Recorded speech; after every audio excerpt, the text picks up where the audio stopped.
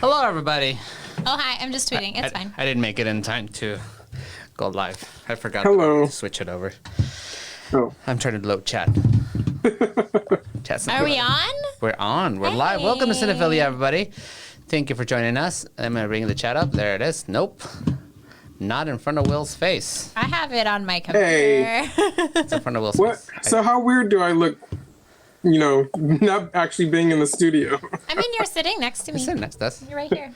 There you are. So if I turn this way, then No, I'm the other looking way. at The you? other way. Other way. No, yeah, that way. Oh, Ryan's talking in the back. Let me go. Let's go Ryan's mic. mute Ryan because that's what we do. So it's technically Art's birthday episode. Mm-hmm. And so today we have Amber on as a special guest. That's me. And we're going to be talking about Frozen and Frozen 2 and all Frozen stuff. Okay. Hi, love Frozen 2. We are ready. Number 2. Frozen film. Oh, we introduced the movie. We're doing Frozen. We're doing Frozen. 2. He said, what? Birthday episode? Yeah, it's my birthday on Friday. So maybe next week will be my birthday episode because this is really Amber's topic. Yeah. Okay, so you're going to get 2 episodes then, Art. That's fine. I mean, this isn't really my episode. Because I don't actually have a topic for next week. So so it's my job to figure one out. I thought of a good topic. Lissy Beth says you'll have to stay now. We're talking about Frozen. I love Frozen 2. It's so good. It is. This is still your guys' show. I'm your guest, so I'm not going to run it. Well, you're talking a whole bunch. You know what? I think it's great if you run the show, Amber. Melissa. Yeah, Beer and Batman's correct. Amber hijacked my birthday episode. Let's go ahead and let's jump into the news. What's going on this week? Beep, beep, beep, beep, beep. So coronavirus is still a thing. Yeah. That's the big news. We're all social distancing. Wait, where'd you go? I forgot to put him in that screen too. Hold on, Will. I had to put you on. Oh, I'm not here. Wait. You'll come back. And now, the news. With Will. So yeah, I guess the big thing is that people are still going through their social distancing and stuff. That's why I'm not in the studio and you guys are there. We have our distance. Yeah, and I can't social distance because we live together. Well, that's fine. And Dave is, here with me. He's behind you. And well, not right now. He was. Oh, he left. He left. Yeah, you guys. I'm like Skyping or Google Hangouting from my home studio that I share with Dave. He usually is just working straight over there, but he's not here. He's in another room. He's still here, but there's also like a cat here. You guys remember my cat from when we used to shoot here? So he might show up. There's a new puppy here now too. How are they getting along? So who knows what sounds we'll hear today. Does Maury just get mad at the pup? No, they actually have been getting along fairly. I mean, Maury keeps his distance, but otherwise they've been fine together. That's good. But a lot of people are like saying, being at home, quarantining yourself, this is a good time to like foster a dog or something like that. Yep. So I would, but I can't. Yeah, we're not allowed. But in movie coronavirus news, like we keep getting all these celebrities and people coming forward that they have tested positive for COVID-19. And I think the biggest one this week was Harvey Weinstein is positive. Oh, he is? Yep. He is. Wow. And I think that made a lot of people happy. He tested positive in prison. Yeah. So that's the thing that scares me is that I don't know how like sequestered away from the general prison population he is, but if he has it in prison, then that means that probably everyone in prison has it, which is awful. Yeah. So that's the bad side of it. But yeah, it's everyone stay healthy and try to keep your social distancing and all of that out there because everyone seems to be coming down with it. I mean, the good thing that came out of this from the film perspective is like we're getting a lot of those drops for movies on streaming and stuff like that. Like that's the reason we're doing Frozen 2 because like it came out 3 months early on Disney Plus. It did. Yeah. So good. And that came Onward just dropped 2 weeks after premiering in the theaters. Right. Like that's amazing. And then in non-streaming movie news, because theaters have been closing because of all of this, AMC at least said that now that they've closed altogether, that they're suspending accounts, your A-list accounts, so you don't have to pay for the month and stuff like that, I got which that is email. great. Which sounds But fair. then the surprise effect of all of this is that drive-in movies are making a comeback, Yeah. Yeah. which is saw that. really awesome because I would love to have a drive-in movie near here. But, people who have a drive-in movie near them, they're still operating. You just go in your car. You don't have to leave your car. I think those are also starting to shut down as well, though. What's that? The drive-in theaters are also starting to shut down as well. They should just shut down the concessions. They shouldn't shut down you staying in your car. I think 10 just feet because away the from each other. possibility of people just being all close in one space still, even though they're like Yeah, in their car. everyone's being nervous about it, which is, the right way to be. You want to be cautious more than anything else. And a lot of people are like going out hiking and stuff like that. But now So I they're hope closing that- all the national closing the parks, parks? and Yeah. they're closing down the parking lots of beaches. Because there's a lot of people doing it. Yeah. The 'Cause beach thing was a mess, and especially in Florida, where he pulled the whole Jaws thing and decided Keep the he wasn't beaches going to open. close the beaches. It literally was like Jaws, Was which it is you? another show that we should do and have Amber on I for. love Jaws. So outside of that, a lot of movies, as Amber said, have been coming up early on streaming. A lot of directors directly have been making their stuff available on like Vimeo, so you should go search Vimeo because a lot of people are making their stuff. A lot of musicians are doing the same thing, just having stuff available for free for people to partake in while they're at home, isolating and stuff. There was what was the other? Oh, The Lovebirds, which was a movie that I was excited about coming out. Us too. Their distribution actually got canceled altogether, but then Netflix picked it up. So now that's coming directly to Netflix, which is awesome because I've been looking forward to that. Yeah. The one with Issa Rae. Yeah, that looks really fun. I was really excited to see it, and I was bummed that I wasn't gonna get to it. But now it's just coming to Netflix, and Yeah. So now we just get to watch it at home. Awesome. What's really exciting about that movie to me is that it looks kind of like a satire of Queen and Slim, which we got last year, which was sort of like the Black Bonnie and Clyde type of story. But that movie didn't pan out as well as I thought it would. And so to have a movie that looks like similar but more fun, I'm really excited about it. Yeah, and I hope it ends up being good because hopefully it didn't get its theatrical run, so hopefully it'll get like a nice good following on Netflix. Right. And at least get a bunch of positive feedback because I think it might be a fun movie. You guys know that I always am like raving about Shudder on this show, which is the horror movie streaming service. Yeah. They have a 30-day free trial that you can do with a code right now. So if you have not checked out Shudder, check it out. And the first thing you should watch is Horror Noir because that's a documentary I can't stop talking about. And it's a Shudder exclusive. But the code is SHUTIN. So Use the good. code SHUTIN, SHUTIN. You can go to Shudder and get a free 30-day trial, which I strongly recommend. And then Stars is doing a 6-month for $25. Are they still doing that? I'm not sure. I think Yeah, they are because I just saw an ad for that earlier. Yeah. So They're the doing- Stars I is think doing. it's actually $5 a month. But Yeah, it's like $25 for 5 months or something like that. But yeah, like $5 a month. Well, I mean, So you even get a if month you free. did like 3 months, it would be $15. You can do that. But then Oh, if cool. you do, I think the deal is like $5 a month. But then if you do 6 months, then you get that extra month free because it would be $5 less. Reedish Cooper says Showtime. He thinks Showtime is also doing a 30-day free trial. Oh, sweet. Yeah, I think a lot of And really, if you don't have A lot Disney of them Plus, are. you can do a 7-day free trial. It's a good time to get free trials in. Like spend a week doing Disney Plus, spend another week doing Shudder or something else, and you can get through a bunch of stuff. yeah, Because we might be here for a little bit. maybe. Yeah, we might be. Yeah. And speaking of Disney Plus, another big news item this week is that The Mandalorian did a new casting. announced a Oh new my casting. God. So Art, do you want to say what it excited. is? I'm 'Cause you're so excited about it? they cast Rosario Dawson as live action Ahsoka Tano. My girl. I'm so excited. her. I think she's great casting for it. I It is actually a pretty haven't good got a reaction to what people think because I haven't been on the internet much. I've been playing Animal Crossing. I feel like a lot of people, as I've been on the internet, it's fine. A lot of people are happy. Yeah, I think she's per casting. For me, Yeah. she's perfect. I love it, and I think it's going to be amazing.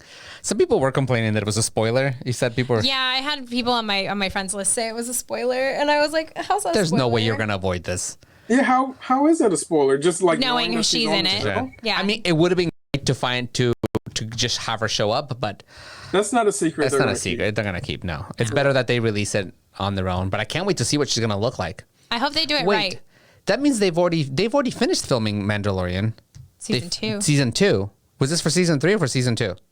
It's set for season. Yeah, I said 2. 2, right? The Mandalorian season 2 cast Rosario Dawson. So they've already filmed with her. So hopefully that that mock-up that was going around, maybe what I hope that's what she actually looks like, because that mock-up looked great. Because they finished in early March is when they finished filming. So maybe since there's like special events going on in the world, they decided to do some like reshoots or something like that. Yeah, maybe unless they're going to do adding her to it. Maybe she's only going to have like a cameo in season 2, and then she'll be a big part of season 3. That's what I'm thinking. Maybe that makes sense that she would be a cameo, kind of like a cliffhanger on the last episode. Yeah, or something like that. That would be. I mean, I'd be happy just to see her. There was another character that people were saying was going to come in, and I can't think of what it is now. People are like, oh, they think that this person is going to be this person in The Mandalorian. Oh, no. I don't remember what it was. There's like the rumor going around that Mandalorian might possibly drop earlier than its October release date. At this point, everything is. So yeah. I mean, mainly they're saying that because of the way Mandalorian shoots, because I do a lot of the visual effects in camera, because they shoot against that LED screen, that they might be able to fast track some of those episodes. Yeah, and because if they don't have as much post-production work to do. No, obviously there's still post-production work, there's still CG work, there's still a bunch of other stuff, but they can actually cut a lot of that. That's basically what they've been working towards is cutting down a lot of that work by doing a lot of it in camera. If you guys haven't looked at it, go look up visual effects of The Mandalorian and see how they've been using those giant LED backgrounds as instead of using a green screen, they just literally put the images of a live render the background into it, and look, it's fantastic. It's beautiful. Is that all the news? I think the only. Oh, go ahead. I have one more thing. So I have one more thing too. So you go. So apparently Netflix dropped a slate of 7 series in one film, the South Korean series in one film. I think kind of a follow up of like Parasite doing so well. They're introducing some South Korean. Oh, you mean they added it to Netflix? I think they're going to be adding them. They unveil what they're doing. I'm just going to post the article on the chat so you guys can check out this list. But there's a bunch of South Korean stuff coming to Netflix that you guys might want to check out. It's kind of cool that South Korea is getting a little bit of a. Yeah, because we love those movies. I mean, we have some great stories and directors and creators coming out of South Korean cinema. So that's awesome. Eyelash hate. Oh, sorry. Lissy Beth says, I think everything dropping too soon will be a problem before long. If studios keep releasing everything they have, they can't make more. At some point, they will run out of stuff to release. Then what? It's true. They might, if this goes on for a little while, they might not be able to make things, and eventually there's going to be a good chunk of year where there's not going to be a lot of new series. I mean, that's going to be a problem either ways because everything's been delayed right now. Well, it's a good thing The Office, Parks and Rec, and Schitt's Creek are all on streaming. So just watch those over and over again. And I have Golden Girls on DVD, so. There we go. Oh, and and it's also on Hulu. Is Golden Girls on Disney Plus? No. It's on Hulu. Oh, I think it's on Hulu. It should be. It's on Hulu. Okay. Also, Frozen 2 is on Disney Plus, so you can just watch that over and over and over again, like I do. So my last news item is that apparently when they were creating Cats, the movie Cats, which we all know is I want to see fantastic, apparently there was a point when they were creating it where they added buttholes to the cat. I heard but about then they were removed because it was too much. Like we don't actually want to see it. But now fans are claiming that they want to see the butthole cut. Butthole cut. Is it a hashtag? Is there a butthole? Yeah, I'm sure there is. I haven't delved that much into cat fandom to see the hashtag, but hashtag butthole cut, I'm sure is a thing. Yeah. Cool. I think that's it for the news. All right.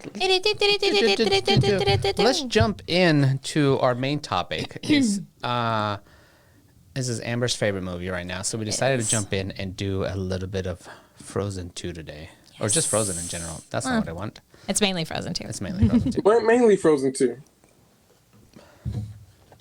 So you guys are the hosts. So I just want to have a little discussion about Frozen and how I guess Frozen for a while was something I had a hard time watching. And that mainly was that all three of us, I think, worked at Disney when it was released. And I got oversaturated with Frozen. I was not able to enjoy Frozen as a movie and have like a normal reaction to it because we were surrounded by Frozen things nonstop for 2 years, 2 or 3 years. You guys, did anybody in the chat ever hear of like the crazy that was Disneyland during the Frozen height? Because there was, everybody's like, oh my God, the line was like 5 hours long. It's accurate. I worked there when the line was 5 hours long. I trained there as a leader when the line was 5 hours long and grandpas were yelling and cursing at us. Like that was the hype we were in to give you just like a little snippet. Like not to mention like all of the merchandise that was literally everywhere. You couldn't turn your head without seeing Frozen. The word Frozen, it's triggering. But Frozen 2 is something. Yeah, Lizzie, we all worked at Disney at one point. And that song that was everywhere too, Let It Go. Yeah. It's in the new parade. Not even though it was in every show they did. It was in every like parade. It was just everywhere. Yeah, so for the longest time, I didn't get to have a good reaction to the movie. And now, looking back on it, being away from that now, I can appreciate the movie a little bit more. I still don't think it's a fantastic movie, but it was fine. It's okay. It's okay. Yeah, it's fine. Yeah. It's got a great twist. It's got a nice twist, and then it became overused everywhere else. But thankfully, at least they were the first to kind of do something like that in a while, I guess. Not ever. Not ever, but I remember... I was just going to say, I remember when Frozen came out and the big discussion between like Disney fans was, which one is better, Frozen or Tangled? And I know, Amber, you love Tangled. Too. But I'll still go Tangled. Discussion, I was like, the better one's Wreck-It Ralph. I love Wreck-It Ralph and no one's talking about Wreck-It Ralph. I remember you talking about that at work. That was funny. But I think now that this Frozen 2 has come along, thankfully being outside of Disney and being able to kind of watch it from like a normal person's view, I thought Frozen 2 was actually a really good movie. It was a better movie than Frozen 1. Than Frozen 1. Yeah. I would say probably a better movie than Tangled. Yes, I agree. I'd agree. Frozen 2 really surprised me because I was expecting it to just be like more of the same. And they actually did a lot of things that were new for Disney to do. And I was just shocked that Disney would do some of those things, which I'm sure we're going to get into. Do you mean like storyline-wise or technologically? Storyline-wise. Okay, good. Because I don't know anything about the technological stuff. No, Disney's always doing new stuff technically. So I mean, if you want to talk technical, the lighting in this movie is so pretty. The lighting is really good. It's so lighting. soft. It has like nice filters to it. Mm-hmm. Yeah, they did like a bunch of advancements. If you go watch them back, in your brain they basically look the same, but if you look them back to back, you can. There's a lot of technical advancements in those two movies. But one of the biggest ones that I've noticed, and I actually noticed it in one of the shorts. I think it was the Olaf centric one.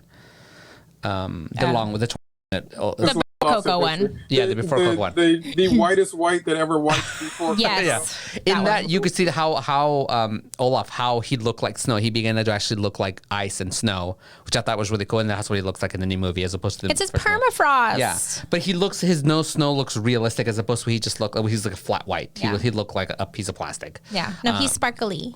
And he has snowflakes. Lizzie Bass says, talking about Let It Go, he says, it's part of every Disney show. I worked at a local venue that hosts concerts and touring shows, and stations have their own version of Let It Go. NSFW, unless you're a stagehand, I have no customers to offend. Well, I mean, it's even in the new parade where at Disneyland, where the float is literally Frozen 2. Like the float is only Frozen 2. They're in the Frozen 2 outfits. It's all the colors from Frozen 2. There is nothing reminiscent of Frozen 1 except for the characters because they came from that place. But the song that plays is a mashup of, not the best song, of Into the Unknown and Let It Go. Yeah. And I'm like, why? You could have put Show Yourself, the best song of that movie, in the parade with a mashup of Into the Unknown, the star that they all love for some reason. I don't know why. I get why people love Let It Go. Like it speaks to people on such a personal level, and it's so open-ended that it can mean so many different things. So it's an empowering song, but Disney just oversaturated the market with it, and it was too much. Yeah. Yeah, and I don't even think they've done so with the songs of this movie. They're still hanging on to Let It Go for some reason. It's still Let It Go. Because it's a marketing thing for them. Even though Into the Unknown got the Academy Award nomination, everything, like, they're still like, let it go. It's Frozen. No.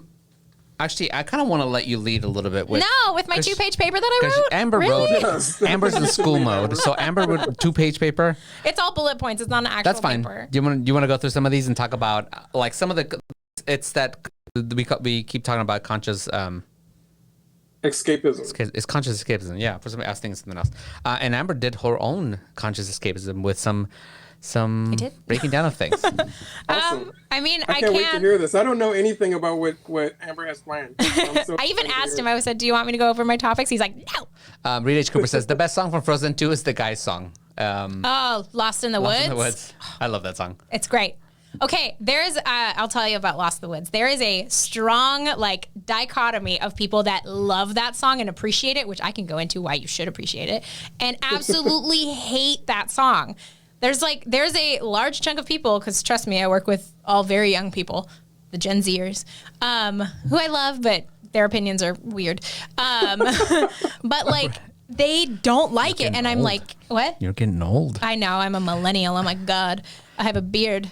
Because apparently all millennials have beards now. But they don't understand why that song works and why it is in the style. They're like, because they don't understand the 80s. Because they don't understand that I have to explain this to them. I've done it many times because I make break rooms watch Frozen 2 wherever it is streaming. I'm like, I have it on my phone. Do you guys want to watch it? So that's awesome. But Lost in the Woods, I'm like, they're like, why does it sound like that? It's so annoying. It's like, it's just so not real. And I'm like, yes, because 80s rock ballads were all based on love songs. Like, they're all love songs. They're all like pining after like the love of your life or whatever who just left, or you don't know what you're doing. And that's literally what Kristoff is doing the entire movie, because I think this is one of the things I wrote in here. But it's really important, especially for little boys. Kristoff's arc is all about his love for Anna and trying to express that love and figuring out what to do when that love is not what it was before, and maybe it feels to him that it's falling apart because she's off chasing her sister and everything like that. So it's like this is one of, if not like the first time in a Disney movie where the male lead, his entire story arc revolves around love and romance. And it's not being the hero. It's not being the savior. That's the girl's job in this movie. It's not the boy's job. And not in a way that demeans him demeans him as a male. No. It, like, empowers him as a male to like go through this and figure all this stuff out. He's making friends. Yeah, he is. Him and Ryder. Ryder makes friends and he wants Ryder. to help him. Ryder goes, I know nothing about women, but I know about proposals. And I'm like, oh, sweetie, you're cute. It's kind of nice because they kind of give you the idea that like it's okay not to know. Yeah. It's okay to kind of jump in and figure this stuff as you go, and you know, maybe make mistakes, but the fact that as a male you can go towards that and you're allowed to love. Oh my God, you're allowed to feel emotions. That was my when I first saw this movie. That was like the one like line that I like just grabbed and like tweeted like 6 times was right when Lost in the Woods starts. Sven, when he becomes a human, Sven, like, he looks at Kristoff, he goes, you feel what you feel, and those feelings are real. Yeah. And I'm like, oh my God, valid. Therapist. Emotions are valid, even for men. Yeah, and that's huge, especially for like a platform as large as Disney to like just blatantly put out there, because a lot of movies just won't. Like, I don't know if I'm allowed, whatever. I don't care. I did an internship at a film company, and I don't think that matters anymore. I hope so. I hope not. Anyway, it was over 10 years ago. I can talk about it. And my job was to read scripts for 20 hours a week. I just read scripts and wrote little Post-it notes. Like, I had to take the whole script and put it down into a Post-it note. And there were 2 scripts that I read that I was like, I need to see this movie. And this is kind of a sidetrack, but I was like, I need to see this movie. One of them ended up being the Happy Time Murders, which was it was similar to what I read, but what I read was completely different and much better in my opinion. And then the other one, I don't remember what it was called, but it was a story where the main character was a young girl, kind of like an Arya Stark, if you will, or maybe a little younger, like first season Game of Thrones Arya Stark. And then the second, the co-star would have been an older male, kind of like going on Game of Thrones again, would have been like The Mountain or something like that, like older knight kind of thing. And it would have been an amazing film. And I asked my the person that was in charge of me, whoever that was, I asked him why. He's like, this will never get made. And I was like, why? And he was like, because no older man is going to play second to a young woman, and have the young woman be the hero, because his was all supportive. And I'm like, that's horrible. Like, why? So like, that's kind of the whole thing with like a male having not primarily male or masculine role. Yeah, it's like those don't happen in movies. They, especially American movies, like those just don't happen. So Christoph getting his love narrative is like, it's refreshing. It's lovely. I also love their relationship in Frozen 2, because they still care for each other, but they're both going through two very different things. I love that they both have their own independent stories going on, and it kind of just shows how you can be in a relationship but still also have your own independent agency. Like you still have your thing going on. It's nice the idea that once you're in a relationship you become one and you like share everything. Like that's beautiful. But the reality is it's good for the first 6 months. Still two different people, and you still have your own emotions and your own thoughts and your own things that you're going through. And a lot of times that coincides because you're around each other so much. But sometimes it doesn't, and sometimes you have to let the other person go off and figure out their thing, and that's okay. Like you don't have to be worried about it. And just like Christoph, you might have a 80s rock ballad struggle, and have to deal with it. Right. Yeah, I love that song. It's good. I don't know I think we pretty much talked about. One thing I wanted to say about that was really far down on my list of things. But Christoph, he's the perfect character to do this too, because if you think about it, going back to the first film, he was raised by the rock trolls, who are love experts. So it makes sense as to why he would have love at the forefront of his brain instead of, heroism or like saving the girl. Like even his little lines that he says to Anna, which are completely like, I love them, but they're very like written, like very like, this is what I must say, of like, my love is not fragile, which is a great line, but like, come on, stuff. Like, that's completely like, I have to put it out there as opposed to just knowing it. And then like my favorite line of, I'm here, what do you need? Like that's the best line for anybody, because it shouldn't be like, I'm here to save you on my reindeer. It should be like, I'm here, you're doing something bigger than me, what do you need me to do? And he doesn't hesitate to react. I'm here to support. Yeah. He's like, I'm a supporter. Let's do it. Lissy Beth says they can separate but still have the same goal in the end. That's right. But yeah, that was I remember thinking that part was cool, because he picks her up. What do you need? And he does not wait a second. He's like, oh shit, you're going to get squished by a rock. So I'm going to pick you up and see what you're doing, because I don't know why you're leading these trolls. So he got to be a little bit of like the hero for a second, to like, to help her. But still letting her lead. He's a supportive hero. We love that. Yeah, it's a major switch from how Disney usually handles characters. So hi, Zara. Elizabeth, so does he save the girl? In that instance, where she's not overall in the movie, but for a minute, she's in danger for a little bit. He saves her from that immediate death. For immediate danger, not overall danger in the whole movie. Yeah. It's just a particular scene. But he does get to save the girl a little bit. Yeah. And I mean, it kind of leads into the next thing, because he saved Anna because she's literally putting her life at risk to do the next right thing, which is like her whole mantra in this second half of the film. We're going backwards in the film. It's fine. If you want to go back and start at the beginning. Nah, it's cool.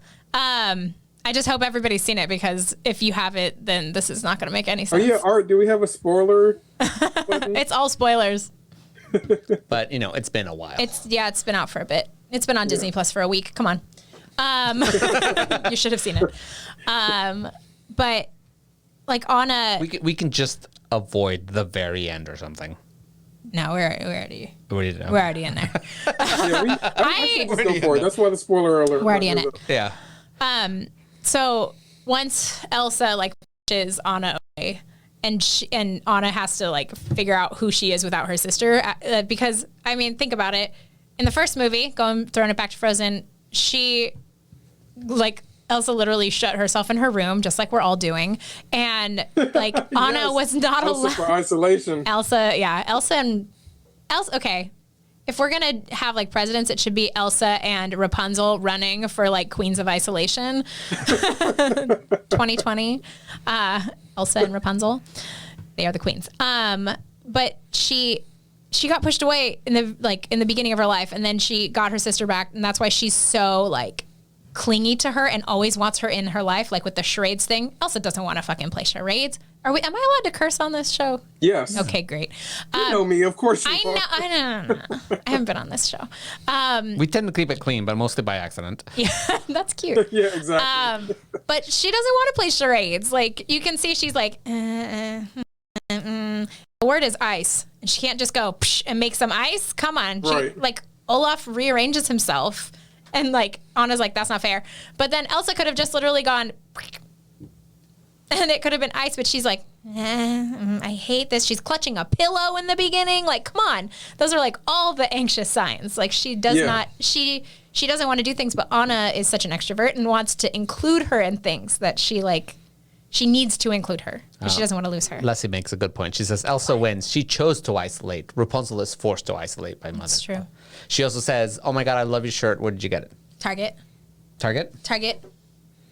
I don't know if they still have it. I got it a couple months ago when the movie came out. But they still have a lot of Disney stuff, though. There's a whole Disney section at Target. Yeah, it was in the Wild Fable section of Target, if you wanted to look. It's where they have like all the like random printed graphic tees, and it's like a shorty shirt. It's kind of weird. So wear something high waisted if you're gonna buy it, because I have a short torso and it's at me. Or an undershirt. What? Or wear an undershirt. Yeah, there you go. Rita Cooper says Tarjay. That's what it's called. Target. That's how the classy people pronounce it. But Anna, once like Elsa pushes her away, and then Anna like pulls herself out of a deep depression, which good for her, because that is hard. From experience, that's real hard to like just think of like the one next thing you have to do, like, and then her one next thing is destroy a dam to save her people. Like, that's insane. Yeah. Like that's the moment where spoilers. That's the moment where she becomes queen. Like, she demonstrates that she is willing to put her life on the line for like her people and the people in the forest, in the Enchanted Forest. I don't even know what I wrote in this part. Oh, yeah, that's literally what I wrote. I'm so smart. Well, it's kind of like the thing that Olaf said in the first movie when he said that about love being putting your somebody else's needs of yours. Mm-hmm. It's not that same concept that she used that became that, not just a personal love to a person, but love towards the people and responsibility and things. So she was willing to. It really shows. It's foreshadowed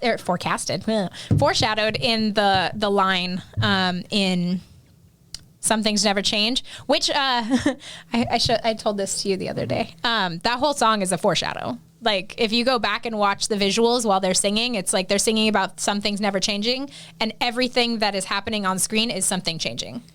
Like, there's a painter painting a tree, and the tree gets cut down before he can finish. Change. Olaf is walking on a bridge that in the lines for the song, they say will never crumble, and it literally, he falls off of it because a stone broke. Like, everything's changing in that song because it's foreshadowing that everything's about to change. But there's a line in the song that says, we'll always live in the kingdom of plenty that stands for the good of the many. And like, that's literally what the movie's about is that line, because she has to do like anything she can to do right for the people, which, hey, maybe our society should take some hints. So not getting political. This actually jumps into my favorite theme of Frozen 2, which is that when I saw it, I actually saw it with my mom while I was in D.C. over Thanksgiving break, and it was really sweet to see it with her. But what I took from it was that this movie is kind of like about white privilege and the way that things that white people inherit, especially in America, but throughout a lot of the world because of colonization. The things that white people inherit that makes it a lot easier for them to get through life holds back other people, especially indigenous people. And we have indigenous people in this movie. But both Anna and Elsa, being princesses, queens, whatever rulers of their kingdom, when they start to notice that their kingdom was built on those very things wrongly, then they're willing to take their privilege and use it in a way that actually helps people. Yeah. And I that was what was like the most shocking thing to me, that Disney would do a movie with like serious themes like that. Yeah, I literally have colonialism and correcting the mistakes of our ancestors as two topics. Yeah. It's only because they didn't beat you over the head with it. If they had to beat you over the head with it, they definitely wouldn't have done it. No. If they have to call it out loud, they'd be like, Yeah, Right. I thought the colonialism theme was like, when I saw that, I was like, what? Okay, Exactly. I'm in this movie now. Like, it was crazy. And especially because I think that that theme, it has like so many nuanced, tiny meanings within the one big meaning of like, hey, don't think of yourself as above other like person, culture, country, whatever, race. Don't think of yourself that way. We're all the same and we're all here to just live. So do that. But also when you see mistakes that your ancestors have made or even your parents have made, you are not your parents and you don't need to keep perpetuating it. You can change it. And that's a huge like thing to teach our, like the kids that are watching this movie. Right. I don't know if they'll get it, but them like being like, oh, Anna and Elsa's grandpa did that bad thing. And now Anna almost died because she had to fix it. But she did because she's strong, and then she became queen. That's amazing.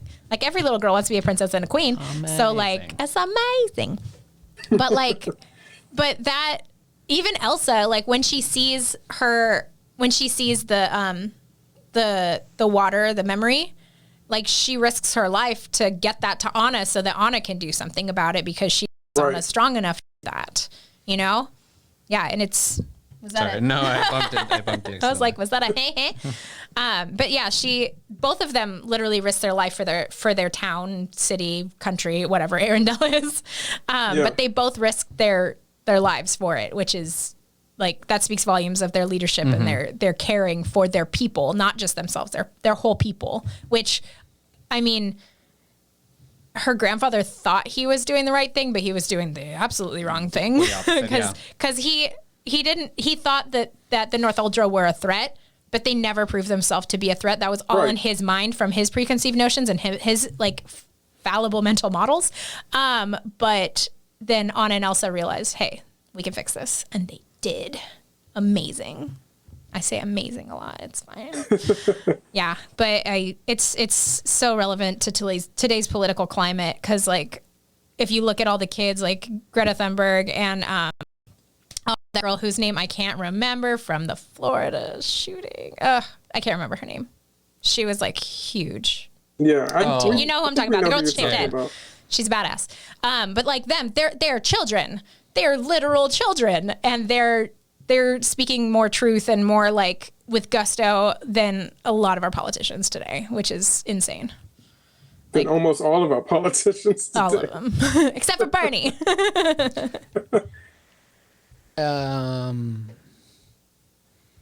Oh yeah, Elizabeth says if they don't get it now, hopefully they will get it as adults. A lot of stuff goes over kids' heads, and adults find a woot. Find a whoop whoop. Oh, like the shoe doesn't matter. Stupid cheetah.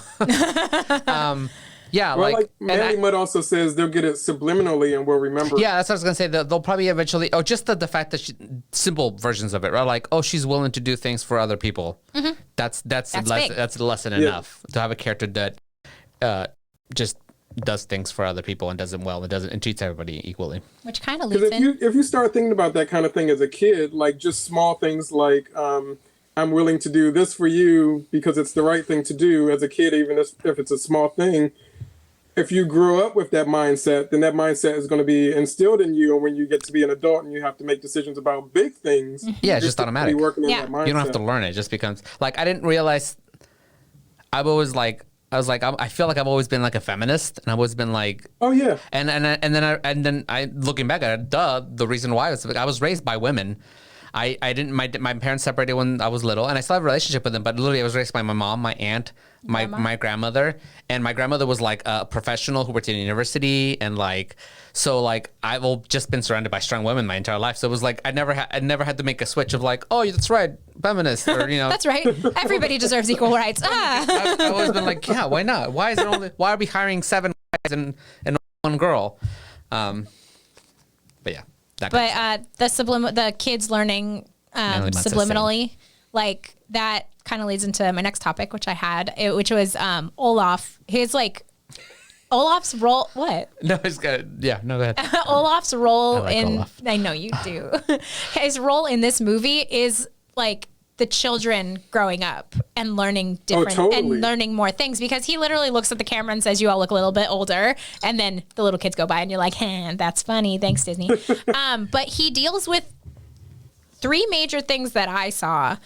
He deals with anger, death, and rejection. And he's learning, because like he has that whole song about like, when he becomes older, he'll be like so smart, and he'll understand everything, because everything will make sense when you're older. Mm-hmm. But he's older now, and he's learning these things now. The biggest one is they all kind of come at the same time. It's once Elsa pushes them away, and he says like, sense a rising anger, and Anna's like, yeah, I'm angry, whatever, and he's like, oh no, I sense it in me. Like, this is the first time he's recognizing that he's having these emotions, and they're more mature emotions than the previous film, where he was just so happy-go-lucky and just kind of did things on accident, but they were the right things to do, and like the right things to figure out. But now he's actually dealing with these emotions of rejection when Elsa literally pushes him away, anger when he realizes that he got rejected and pushed away, and he's mad about it. And Anna says a great thing of like, yeah, you're allowed to be mad. Like, you're allowed to do that. And those two lessons are huge for children, because a lot of the times when kids are mad, the parents are like, just shut up, go play your video games, or like, go watch some TV. Like, I don't know why you're mad, but they're allowed to be mad. Like, even if it's over, like, homeboy stole my last Oreo, like they're allowed to be mad, because they're tiny little bodies trying to deal with real human emotions. And like, that's huge I think it's for parents. Like, that's a big thing for parents to hear, of like, your kid's allowed to be mad. Like, they're allowed. Yeah. Because, you probably did some shitty things to them, so they're allowed to be mad at you. But also, like, having the kids realize, oh, I feel that way sometimes. Thanks, Olaf. Thank you. And then death. That one was huge when Olaf, spoilers, dies. Well, it's funny, like, before we get into it for Frozen 2, it's funny that death is such a main thing for him here, because he comes close to dying in the first one as well, but he's so into that happy-go-lucky infatuation mindset that it doesn't even process to him that that's what's happening. Yeah, he's just worried about helping Anna, which is sweet and awesome. I'm assuming you're talking about the friends are worth melting for. Yes. Yeah. Because if that were to happen, if he were to fully melt, that would have been the end of him in that movie. It would have been a happy snowman. That, but I don't think he went through that process. But in this movie, in Frozen 2, he goes through that process. Because he's more mature. Yes. Because unlike he thinks in the song, he's already more mature. I love mature Olaf. I think he's so funny, because I didn't really like him in the first movie because he was so happy-go-lucky and slapstick. But in this second one, like, some of the things he says are hilarious. Like, when I think he's with it's after all of the people have gone up to the cliff and the rock trolls came down. And the little kids are like putting the freaking ice shards into like him, making a like a little goatee and everything like that. And he's like, this is called controlling things that seem out of our control, or something like that. Controlling what we can when things are out of our control. And I'm like, that's hilarious, because like he recognizes it, but these kids are just like sticking things in him, and they think it's hilarious because they don't know what's going on. They don't know that they just got kicked out of their home. Like, they're just there having fun, because that's what they are. They're kids. They are him. Those kids are literally him in the first movie. And he is now the step above. He's now the older kid. It also happens with the North Ulger kids because he's like, how do you guys do it? And they're like sticking sticks up their noses and stuff like that. He's like, oh, you're amazing. Like, that's funny. But it's him having like mature thoughts and everything like that. Malamut is very shocked at the fact that Olaf dies. Oh, sorry, spoilers. I announced it. I mean, he kind of dies. He comes back. Don't worry, spoilers. He comes back. Going back. You spoilers. can avoid some of those. No, I won't. You got the spoiler alert up. They're important. They're important to the realizing of the stories. And so, yeah, the last one that Olaf kind of deals with is death, which is the ultimate thing, I guess, that you can deal with. Yeah.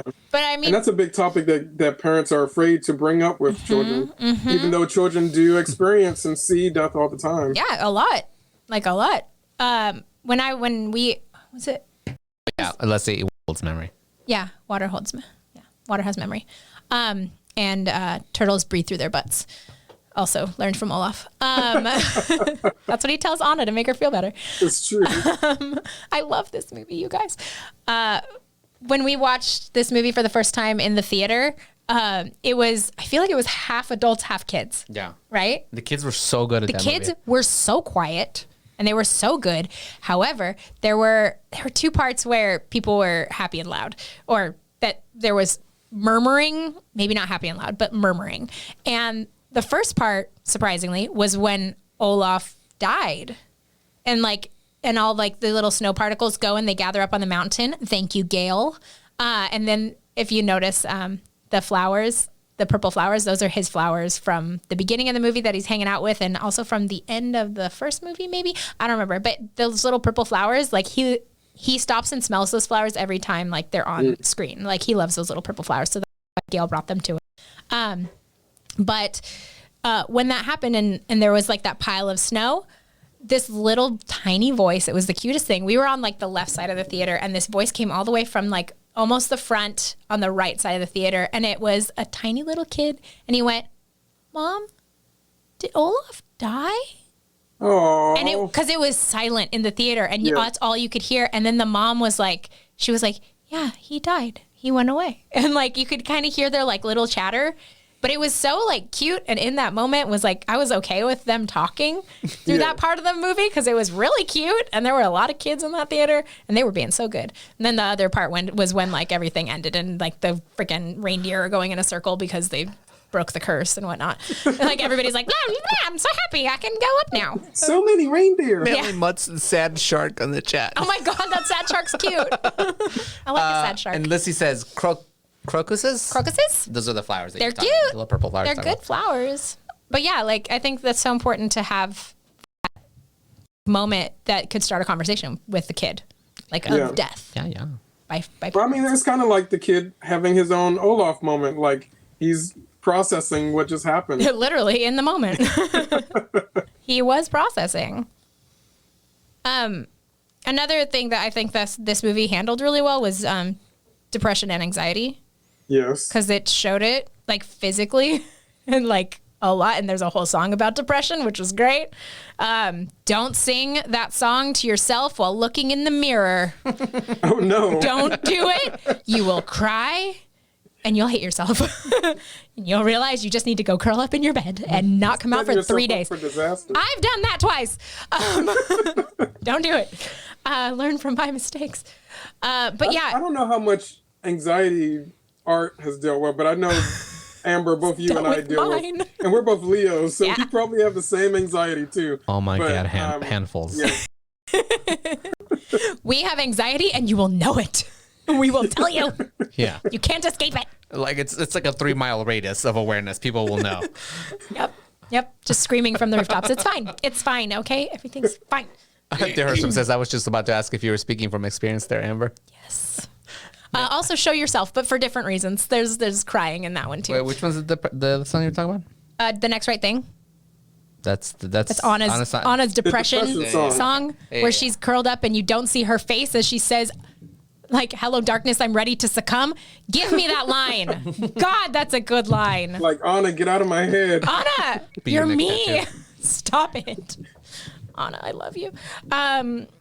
Yeah, but depression and anxiety was so prevalent through this whole film. Mainly anxiety.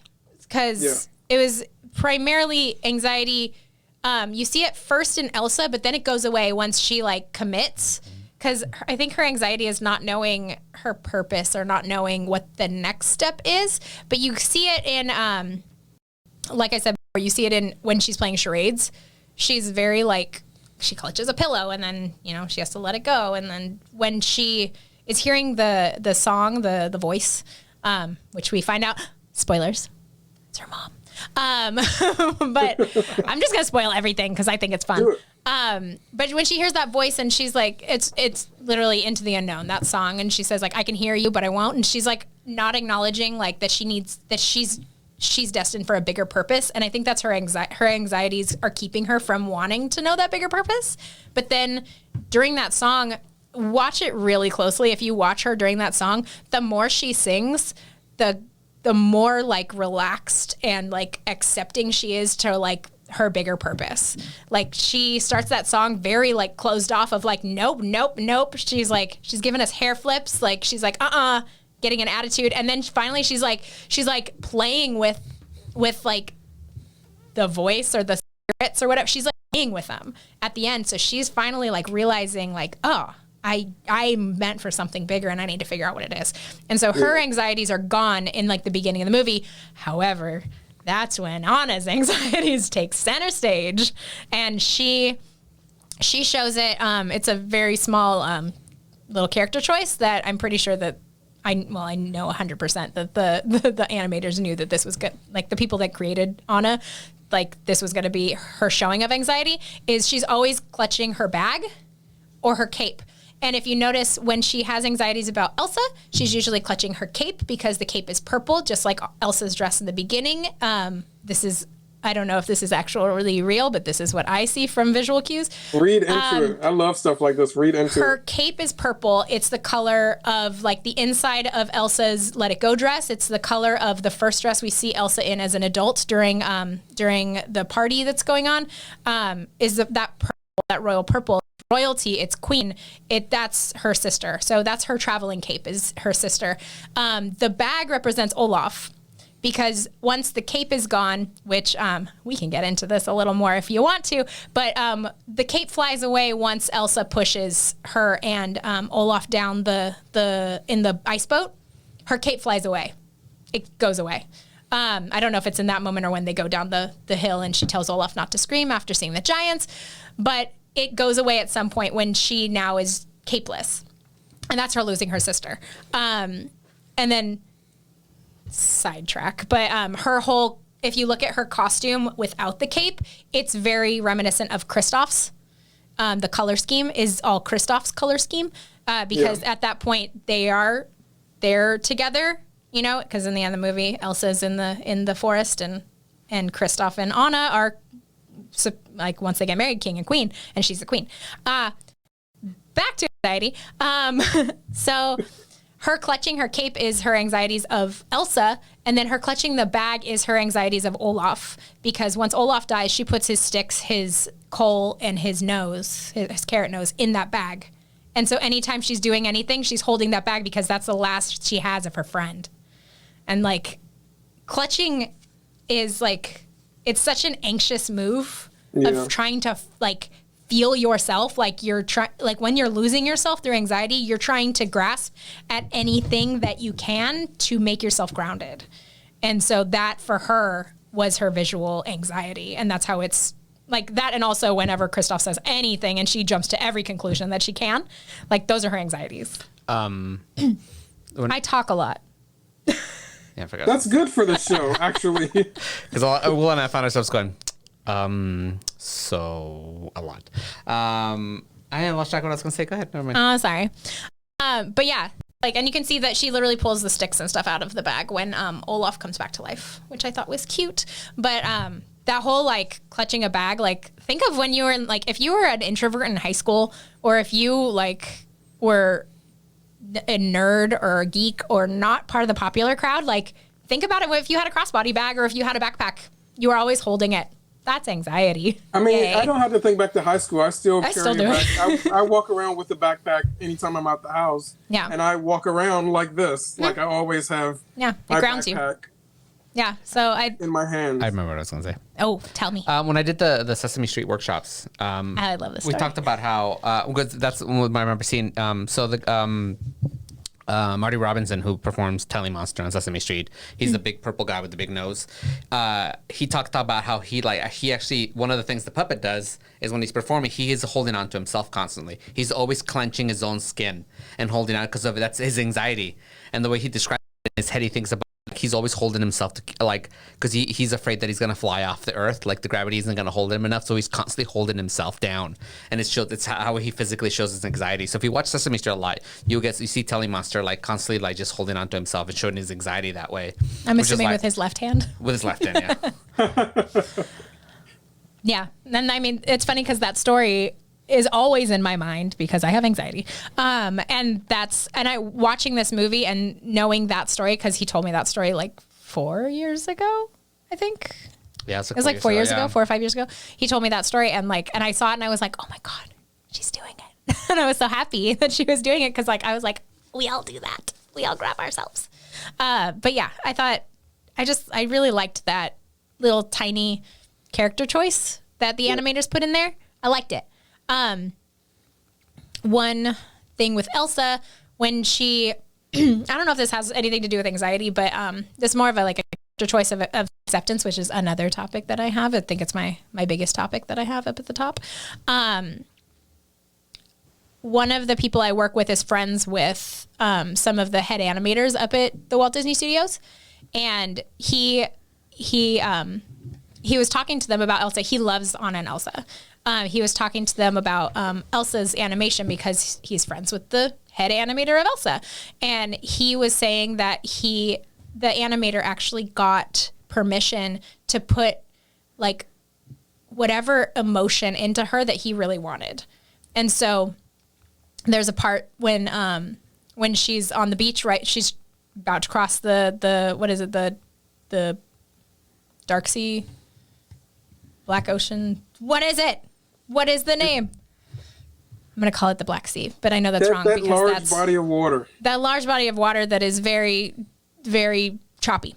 But she's trying to cross it, and she goes in and she fails, and then she comes back and she's like, and she's doing this hype up thing.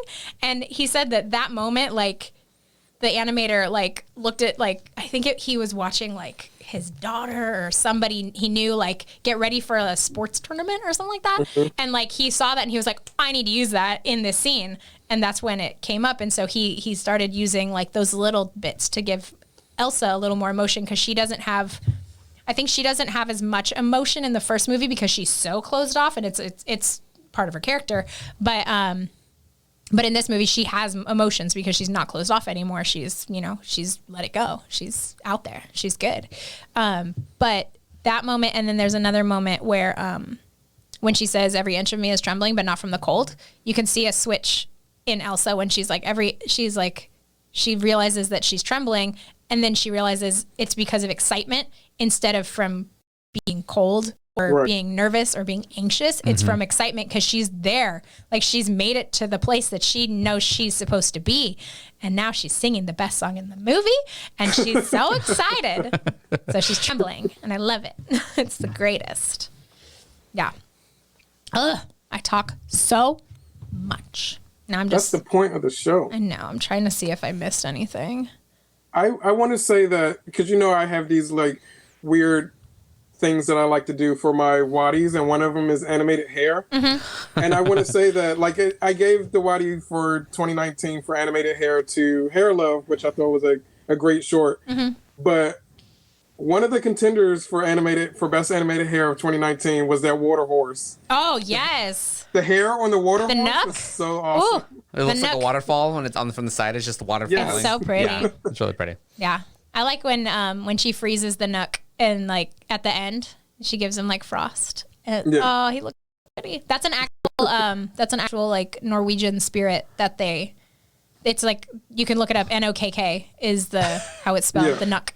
Reed H. Cooper says, I've never put this much thought into things, so I'm just listening. Reed H. Cooper, this is what our brains do. He's just very active during the chat right now. He's just just taking it all in. Yeah, I I love think this this is how all three movie. of us actually watch all the movies that we Yeah. watch, right? We all like just analyze everything to death. I mean, in great ways, but that's why we appreciate them so much. Mainly only if I like a movie. Like Yeah. you know when I like a movie because I dive deep into it and I watch it you don't fall asleep. 9,000 times and I don't fall asleep. If I don't like a movie, I will fall asleep in the middle of it. Always. Sometimes even if she likes the movie, she'll fall Sometimes asleep. if I've seen it before, I'll fall It's asleep. really frustrating. Amber, I do want to have you on the show again when we're talking about really bad movies. I love bad Grease 2. jeez. Troll 2. I'm going to sit outside for this one. Yes. Grease 2 is actually one of my favorite films. I love that movie. Michelle Pfeiffer, come on. Vintage Cooper says, I think my dislike for Olaf just touches me. I love Olaf. Yeah, you liked him in the first movie. I think it's just I he's so appreciate him slapsticky now. and stupid that like I don't know. I always found him super funny, and then the second one I love him a lot. He's Well, great and- in the second movie. In the first movie, I expected him to be super annoying. Maybe that's why. In the trailers, that's what you get, is that he's going to be really, really annoying. But then he's not so annoying in the And he's first not one. in the movie a whole bunch. Yeah. And I think And then in the second one, as Amber has been saying, he has a whole arc that just makes him even better. yeah. I think they've done a good job of balancing the amounts of him because I could see him if he was in there a lot for the entire movie, he could get a little too much. Yeah. But because I went in with that feeling, was like I saw this still, I was like, oh my god, this is going to be the annoying thing of the movie, and I'm going to hate it. And then I ended up watching, I was like, I really liked Olaf. Yeah. And I also think Josh Gad's performance adds to Olaf because I don't know why, but Josh Gad has like this way of like doing like vocal comedy. Like he's really good at his inflection stuff and his comedic timing in his vocalization. Yeah. And also like I don't know if you guys follow him on Instagram, but I sure do. He loves being Olaf. And I think his love for the character like translates into the films because he wants to do the best he can for that He character. should do it on Broadway for a little while. Oh my God, he'd be so That'd be cute great. on Broadway. It's free, by the way. Oh, Well, I think I love that you picked up on the whole maturity aspect of Olaf in this movie, Amber, because I just saw not too long ago, saw an interview with Josh Gad where he's actually talking about how Olaf's voice changes in Frozen 2 because he is trying to play him as more mature. Like specifically, he tried to make Olaf's voice a little bit deeper, and I guess there were some noticed takes that. where he made it too deep, so it was just like they had to do it over because he was a little too mature. Yeah. But yeah, his voice acting is great in this movie. well, it's funny because hold it. I'm holding it. Think of a keyword. You should like just give little spaces between. You know me. Come on. The first line that he says is in his normal voice, and then like in the movie. And then he's like, but change. And he said something about a leaf, and it like his voice drops like at least half an octave. It's great. Go. Manly Mutt's calling me out because he said, wait a minute. Art thought that this little thing, meaning off, is going to be throughout the movie and I'm going to hate it. But he loves Jar Jar Binks. You love Jar Jar Binks. Jar Jar Binks took a while. It I did. did absolutely hate him when it first came out. I was with everybody. Like, this thing's terrible. And then I got to love him. And then, I actually like him now. Will ruined it for me last time we talked to him about it. I can't with Jar Jar Binks. I'm Yeah, sorry, well, you but- made a difference. Because now I'm like, I feel guilty liking Jar Jar Binks. 'Cause that, from the very first time I ever heard him speak, that's what I thought. And I cannot not I didn't hear think, I never put him in that category until you said something. And I was like, God dang it. He became a senator. He did. Well, maybe I liked him too because in the cartoons he's a little better. He's still Yeah. stupid, but he does some things and he gets better. Yeah. Anyway, back to Frozen 2. In retrospect, I would like Olaf. Reed H. Cooper says, I just don't like the design. Olaf of the character isn't the issue. It's the way he's drawn. That's the issue. Oh, he doesn't look at what it looks like. But his feet are so cute. They're tiny snowballs. Tiny foot snowballs. Going to Olaf's design. I love there's a part where I don't remember what part it is in the movie, but Olaf gets like thrown, and so all of his pieces go everywhere, and he puts himself back together by creating another little snowman to grab his head and put it back on his body, and that is the cutest thing I've ever seen in my life. Of him creating a small snowman out of his snowman parts to put his head back on his body. Great. It's comedy right there. That's comedy. It's also very subtle because you don't really notice it. I've lost Will. It's fine. No, I was just thinking about something else that I really like about both Frozen movies, actually, is that they don't have traditional villains as we know them for Disney villains. Like in the first Frozen movie, you don't. I mean, unless you're really smart and looked at the marketing before the movie came out, because I figured it out before the twist. But most people don't know who the villain of the first Frozen movie is before the twist happens. Yeah. And in this movie, it's like the villain is history. Yes, like history. it's not a specific person that they have to defeat, because what they're fighting against is just what has happened in history. And I just find that very interesting. I think that the villain is preconceived notions, not getting all the facts, and racism. Yes. Those are true. Those are the villains. They're horrible. Because It's what is his name? The director directed Solo. You know. I didn't like Solo, so I don't know. Ron was the hat. His daughter's in Jurassic World. Oh, Ron Howard? Ron Howard. It's like a Ron Howard movie. Oh. All Ron Howard's movies. That's right, he did Solo. Yeah. Ron Howard always has like not specific villains in his movies. Mm-hmm. Let me go back up just a little bit. Let me do on the chat here. Reed H. Cooper adds to that. If he looked like a real snowman, maybe he'd like him. And Malamut says, yeah, he's talking about Olaf. Or no, Jar Jar. Yeah, he's much better in the cartoons. I love Jar Jar though. I thought he was a nice contrast to the Star Wars, and that was a good move.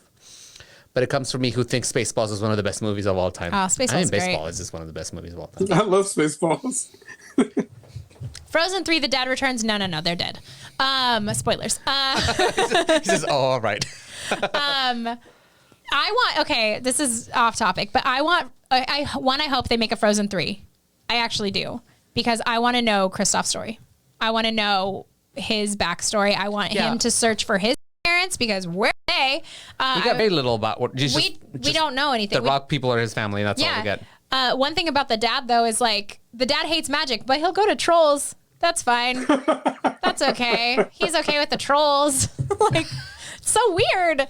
Yeah, and I want to know, like, how did Kristoff... Like, I think we see how Kristoff gets in with the trolls in the movie, because, like, the troll, like, pops up when... like Kristoff and little baby Sven. Oh, they're so cute.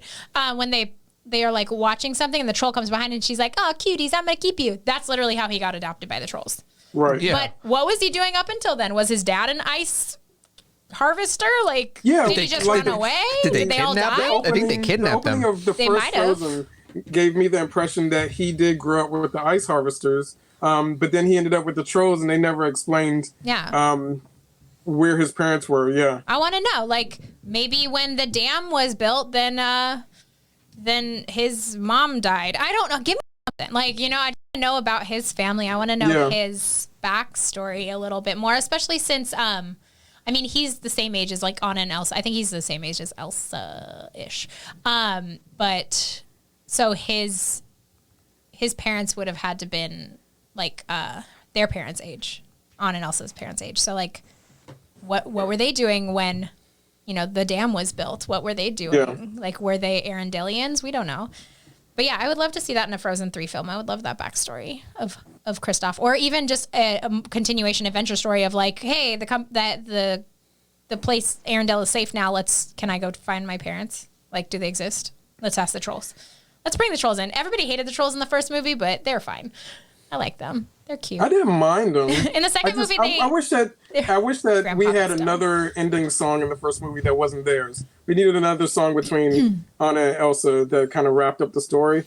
Their last song in the movie shouldn't have been the troll song. Fix her up.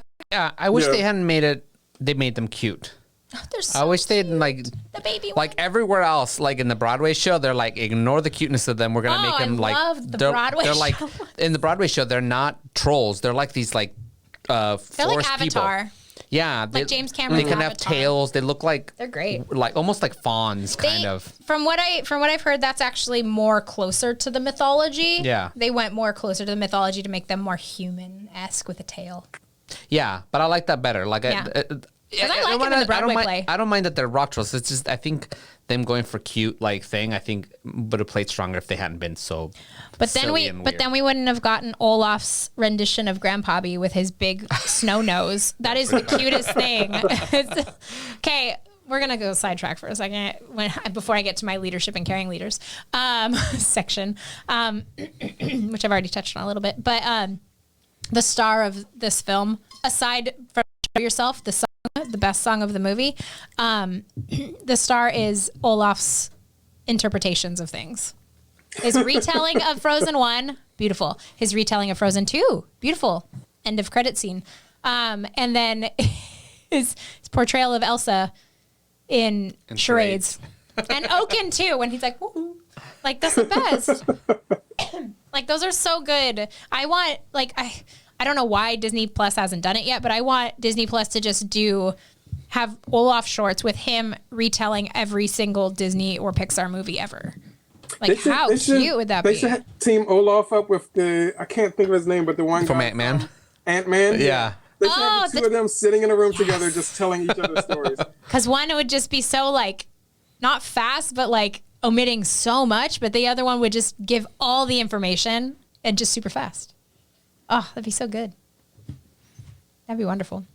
Lizzie says, squeeze. That would be so cute. I know. Yeah, I think I have two more topics. One we kind of touched on already, which is leadership and caring leaders, and even like you could even consider them servant leaders because they are serving their people. I'm getting my master's in organizational leadership, so if I talk about leadership a lot, that's why. Like Art said, I'm in school mode, which is a lot of procrastination. That's weird. I know, because you've never, like...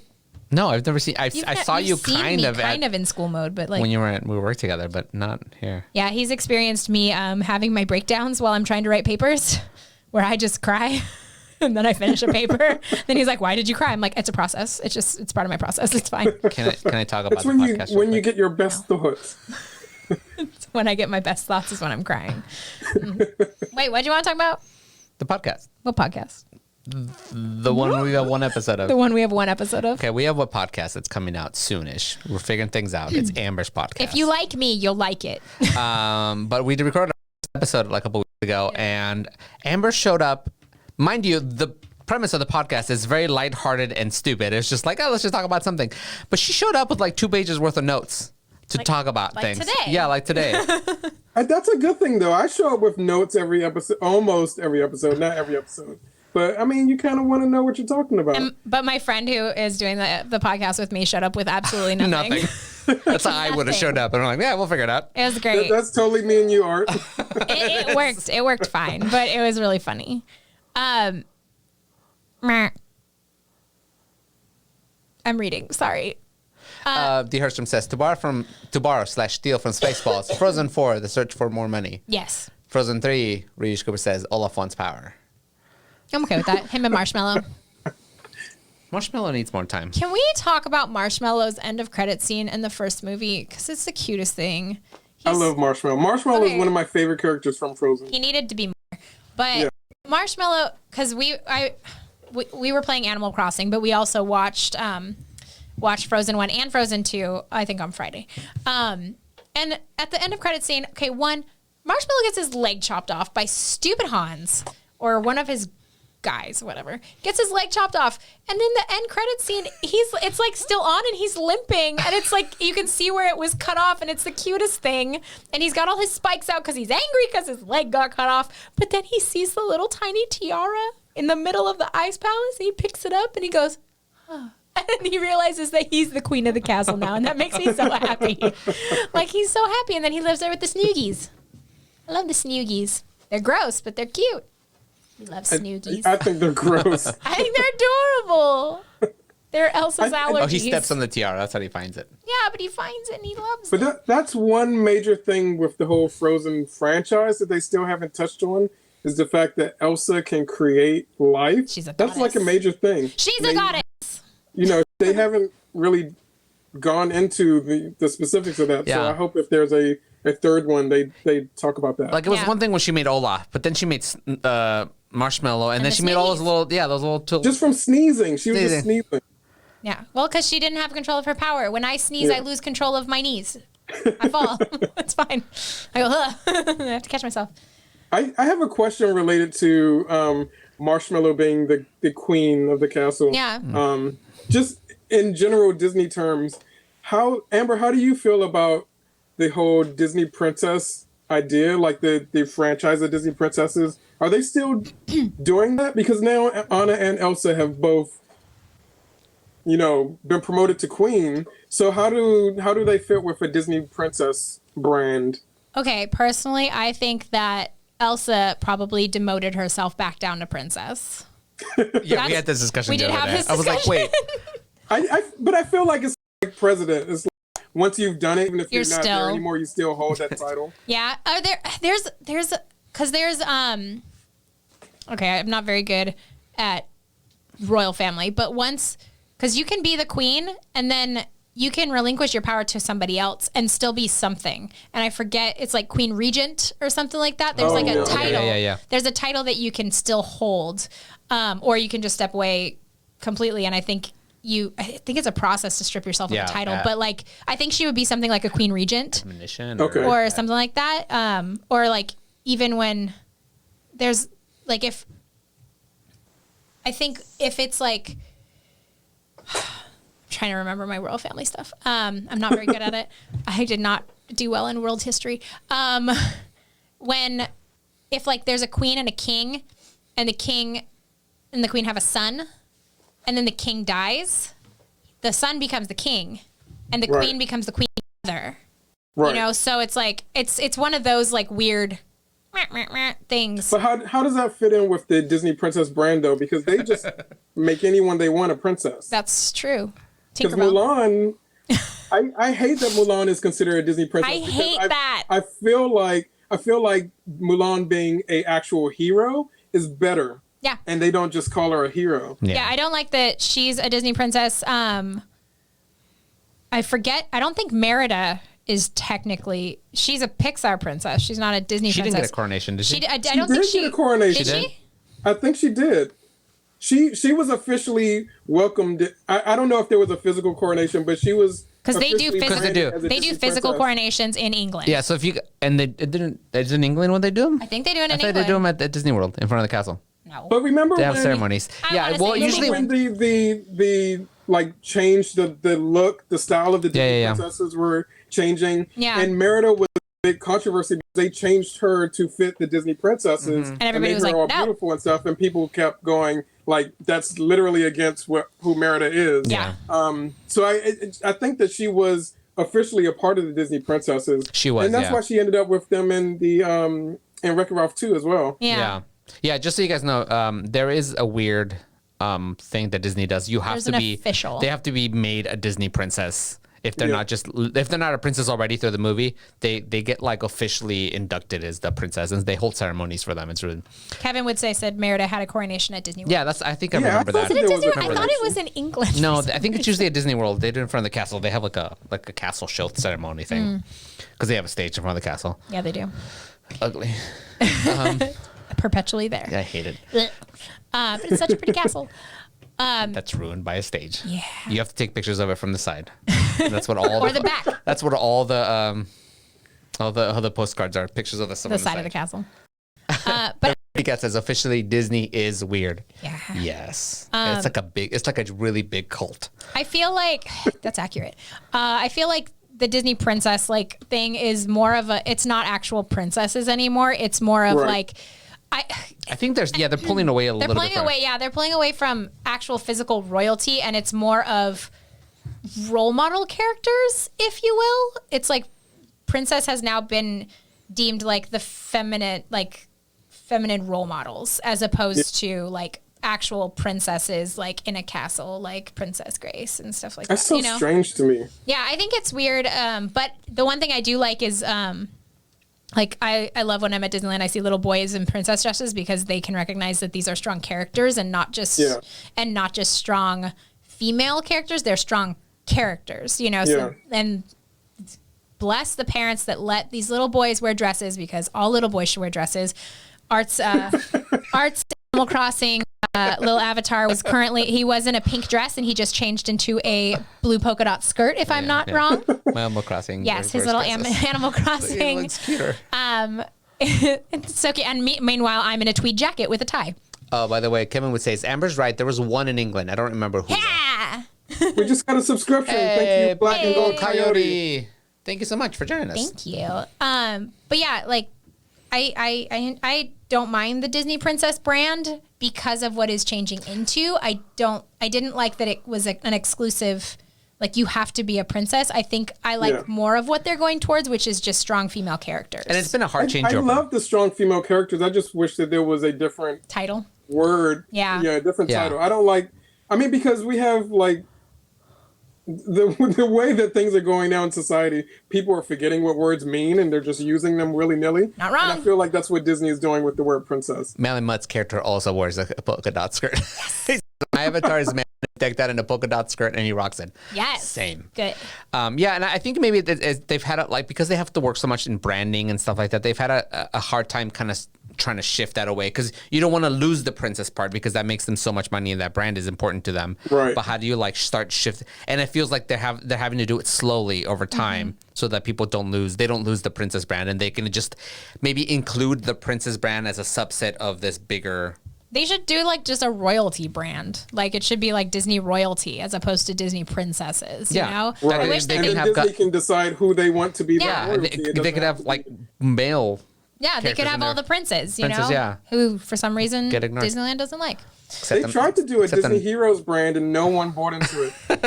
There was like Prince Philip. Oh, was you're a part right. of it. Hercules was in there. I thought like it would be awesome if there was a Disney Heroes brand and Mulan was part of that. That would be amazing. Well, now I think they would shy away from the word heroes because they now have Marvel superheroes. Yeah. So like I feel like even royalty would make sense with Mulan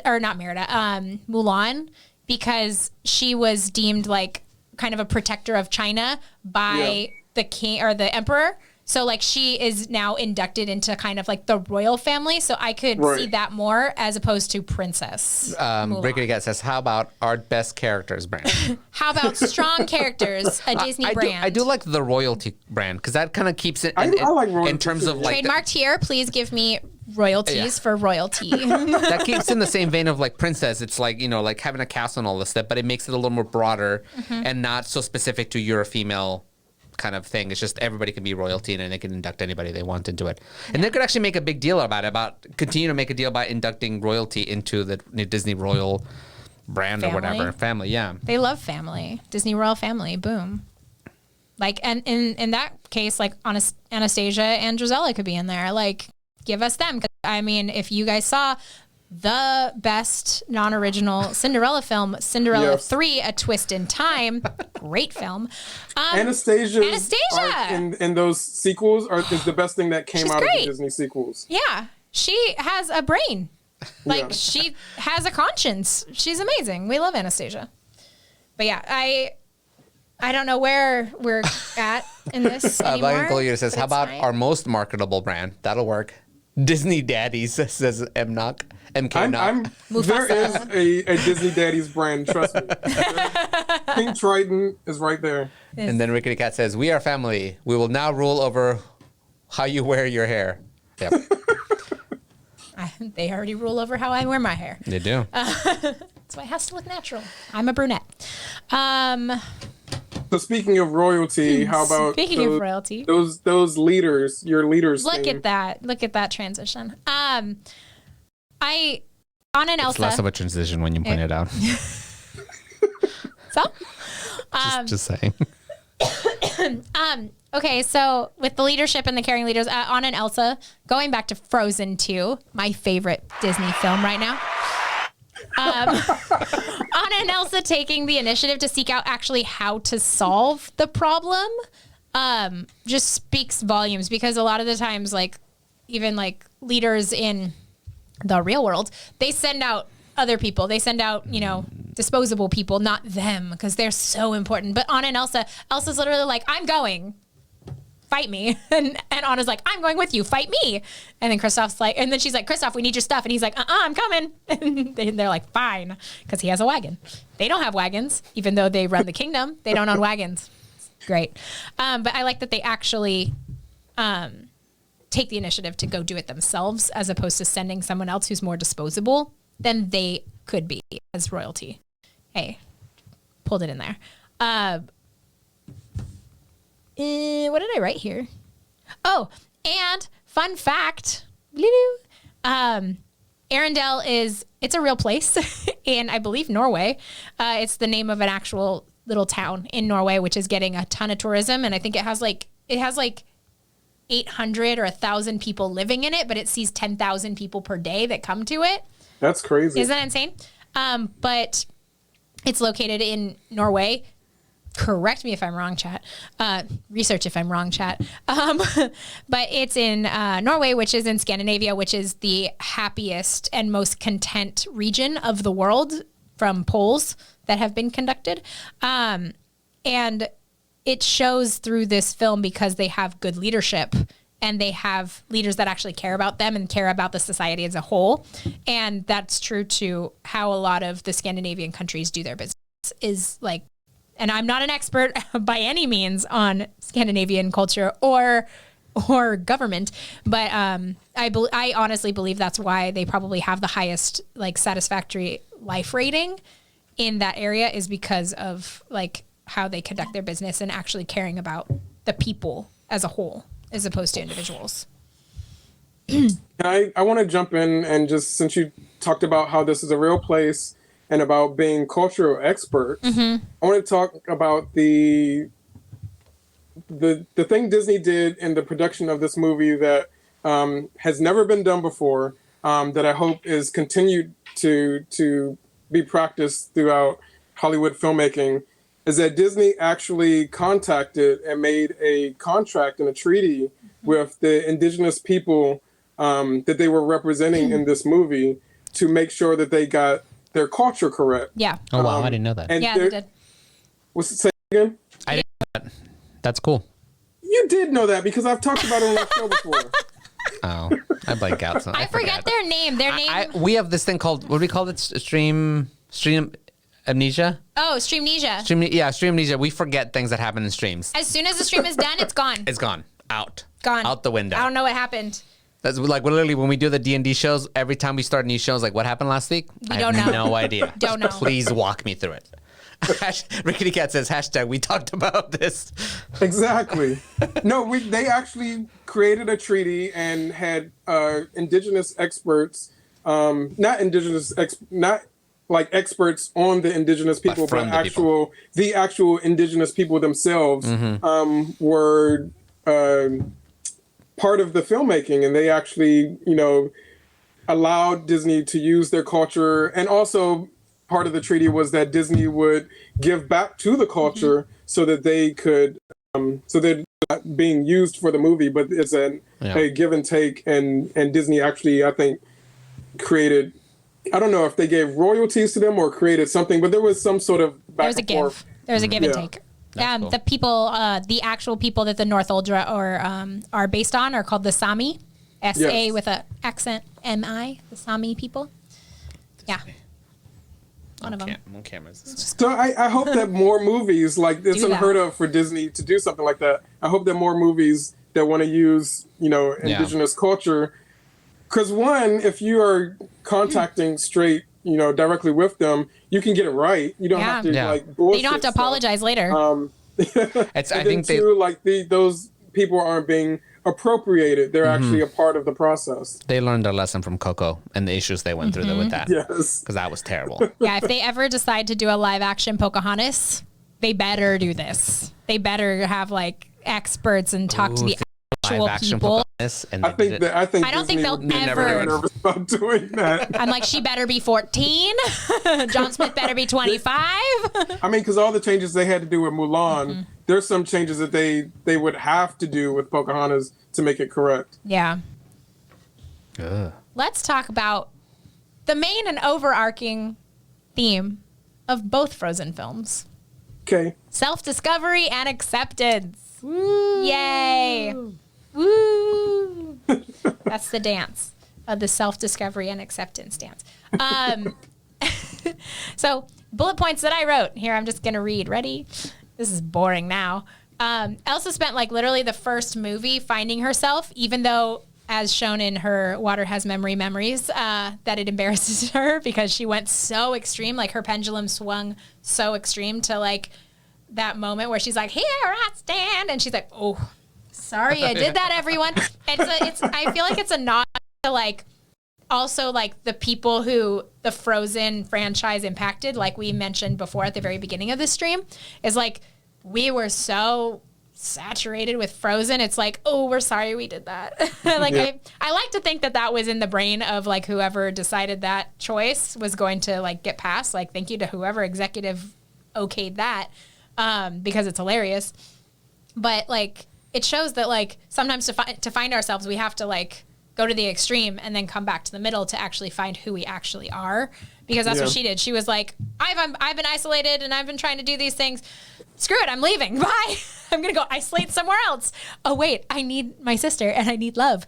Because, you know, like the love was what harnessed her powers in and like actually got her to make her powers. Her powers. What was that accent? I don't know. I touched on this a little earlier, but when Elsa hears the voice, she doesn't want to initially follow, and then she goes, and then when she gives it, you can see her expressions like physically change, and she like really wants to go there, and that's when she makes the choice. Granted, the spirits made the choice for her by being like, get out of Arendelle, but they did it out of a good thing, because like you think like the fire is going crazy and like the earth is shaking and everybody's like going up to the mountains, but it's the spirits being like, this is what has to be done to save these people, because we know what has to actually be done, which is destroy the dam. So it's like, it's kind of cool how like in the end you're like, oh, the spirits were actually helping them by kicking them out of their own home, you know? Yeah. Kicking them out. And then it's the Dark Sea. That's what it's called. I wrote it. It's right there. Then even though like Elsa knows that the journey to crossing the Dark Sea and going into the depths of Atahalan is gonna like, it's gonna be more difficult and push her sister away, she knows that she has to go through it, because I think she knew like no matter what she had to sacrifice, it was all for her family and for like her people, which is another leadership thing, but it's also like a self-acceptance. Like, this is what I was born to do kind of thing. Like, even if it's risking your life, like if it's to help other people, maybe, yeah, that is what you're born to do. Like, she is the fifth spirit, as was like explained by Honey Marin, the unsung hero of the film. That there's a fifth spirit, and the fifth spirit needs to be there to help like balance the four spirits, because I think I don't know if this is actually what happened, but it feels like her mom might have been that fifth spirit. Yeah, and she inherited it. And she inherited it because the mist came in when when the fighting and stuff began. Like, the spirits all raged, and then the mist came in. But did the mist come in because the spirits raged, or did the mist come in because, what is her mom's name? Oh my God. I forget her mom's name. But did the mist because she left? You know, like, because she left with the dad. Yeah. Just to make sure he was safe. And that's when the mist came in. So maybe she was the fifth spirit, and the spirits haven't. I'm literally having this epiphany as we're talking. And the spirits weren't settled because she wasn't there and she was the fifth spirit, but then she had Elsa, and Elsa became the fifth spirit, and that's why she was there to actually settle all the spirits and everything like that. But it was all in her finding herself. Ooh. Yeah, because I feel like when Elsa is upset or not herself is when she's trying to be what everybody else expects her to be, and not when she is what she is truly meant to be, which is what literally the whole song of Show Yourself, the best song of the movie, is all about, is like showing yourself. And when she's singing it to her mom because she wants to see her mom, but she also is like, it's her mom singing it to her and singing it to herself, of like, because when she's going into Atahalan, which is like my favorite scene, when she's freaking doing that to like all the ice, like that's her power. That's her in her element, her just like feeling it and showing her strength. You know, like she's moving ice, she's creating freaking steps and jumping like a gazelle to each one of those little steps as she goes down into Atahalan. Like she's being her true and genuine self because nobody's around. Mm-hmm. Like that's where she can actually be real, and that's where she finds herself, and then she can bring that self back to save her town, to save the forest, to save literally everyone in the story. And it's all because of self-acceptance and self-discovery. The end. That's awesome. Awesome. I actually am coming out of this with a better appreciation for Frozen 2. There were things I liked about it, but now there's more things that I like about it. Watch it again. So thank you. You're welcome. A++. I'm in school mode. Guess what I got in my last class? 100%. Not on a paper. In the class. I've gotten 100% in 3 of my classes. Guess what I have right now? 2 100% in both of my classes. Actually, I have 104% in one of my classes. It's fine. In a master class, you go, girl, he says. Yeah, I'm getting my master's. Almost done, though. Yeah. 2.5 more sessions. 20 weeks. It's nice, Amber. Cool. I'm so smart. We have to kill some time till about 7:30 when Danny and Ryan and Andrew. I thought I talked so much. You did. Are going to I mean, join. we can still give recommendations. Yeah. No, so I was letting chat know that after this, we're going to play Overwatch. I will have to go home, set my stuff up, and then join them for Overwatch.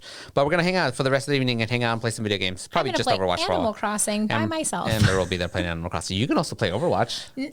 No, I'm terrible at Overwatch. Okay, I'm good at.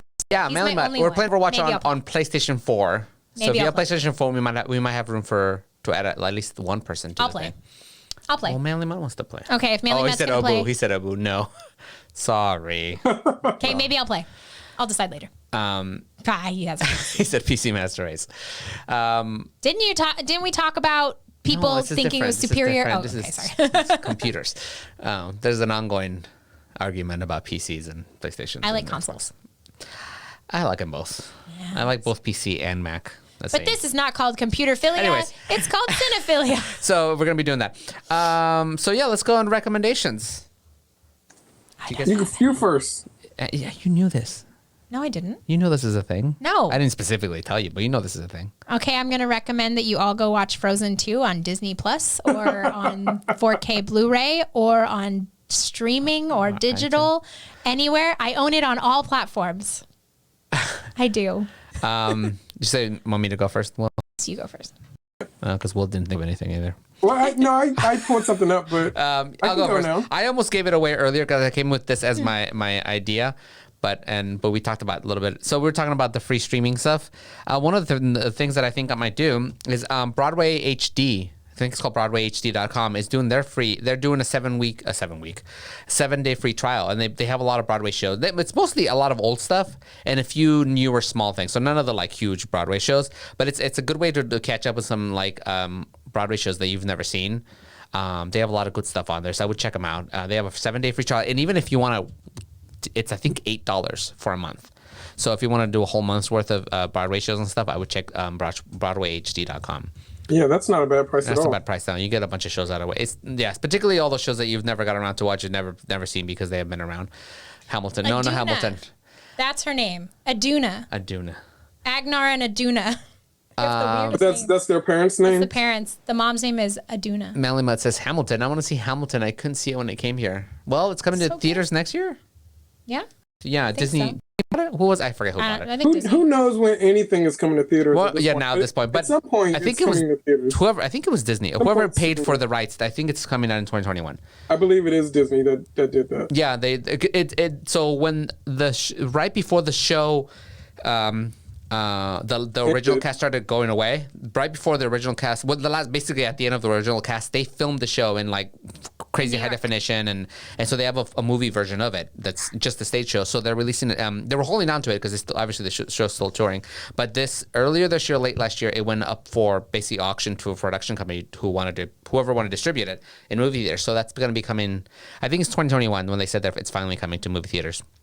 Because the idea that Lin-Manuel said, a lot of people like to brag they watched the original cast of Hamilton, because not everyone will get to watch the original cast of Hamilton. Yeah, he's taking away everyone's bragging rights. Good. Because he really wants, he's worked hard to try to get as many people as he can to see the show, which is why it's toured everywhere, and it was in Puerto Rico for a while, which is a really good show. Yeah, it's a great show. Will's recommendation. I'm gonna wait, say the one I've already mentioned today. Since you were talking about streaming services, I'm gonna say just remind people that Shudder is available for 30 months free. If you heard me talk about it earlier, or if you're just tuning in now, they have the code SHUTIN, SHUTIN, so you can get 30 30 days of months. Shudder. 30 months? 30 months would be a lot. But Will Then Tyler 30 days said of Shudder 30 for months. free. But then, like, the actual recommendation that I have, if you have Netflix, there's a great sketch comedy show on it called The Astronomy Club. And I was talking about it before the show with Amber. They have some great sketches on it that are just hilarious. So if you have not watched that yet, check it out.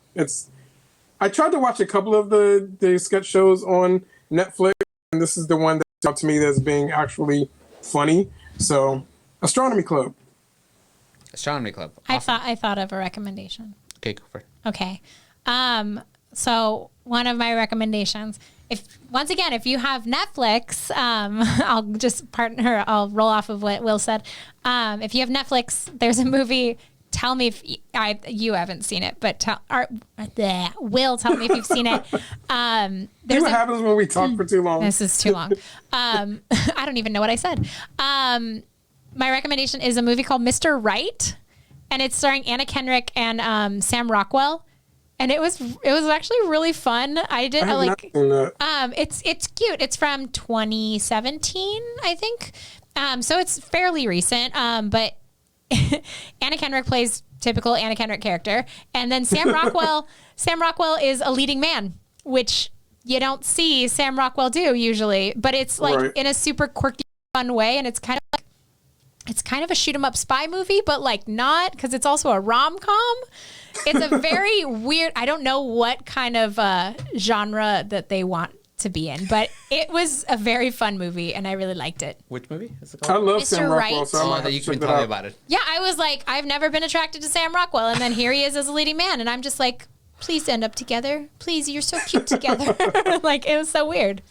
Yeah, that's my movie recommendation. Can I do a podcast recommendation? Yeah, I'm going to jump in real quick. And apparently, if you're in Italy, you can watch Pornhub Premium for free. Hey. Yes, it's true. There's so much going on in Italy, and they want you to isolate so Stay much at home. that I mean, that's a good way.